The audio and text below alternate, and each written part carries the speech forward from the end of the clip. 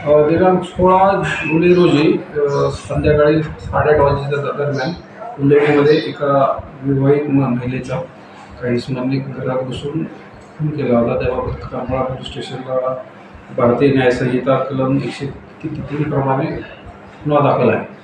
सदर गुन्ह्याचा तपास हा आव्हानात्मक होता.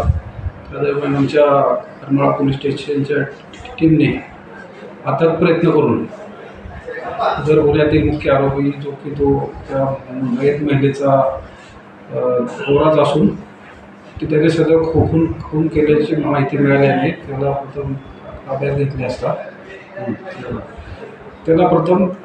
असता त्यावेळेला सखोल चौकशी केली असता त्यांनी त्याच्या काही मित्रांना किंवा गुन्हेगारांना सदर महिलेस मारण्याची सुपारी दिली होती. हे तपासात निष्पन्न झालं. त्या इतर आरोपींची नावं निष्पन्न झाल्याने त्यांना सदर गुन्ह्यात अटक करण्यात आलेली आहे. सदर गुन्ह्यात 6 आरोपींना अटक केलेली आहे. त्यांना माननीय न्यायालयासमोर हजर केलं असता त्यांना 25 तारखेपर्यंत पोलीस कस्टडी देण्यात आलेली आहे.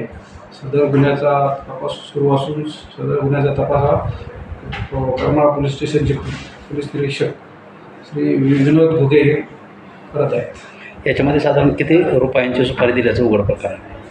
सध्या तपास सुरू आहे, पण साधारणतः 7 ते 8 लाख रुपयांची सुपारी दिल्याचं सध्या तरी प्रथमदर्शनी निष्पन्न झालेलं आहे.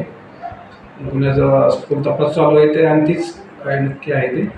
किती आरोपी आत्तापर्यंत अटक केली? 6 आरोपींना अटक केलेली आहे. जेवढे निष्पन्न सगळे आरोपी झाले त्यांना आत्तापर्यंत 6 आरोपींना अटक केलेली आहे. अजूनही गुन्ह्याचा तपास चालू आहे.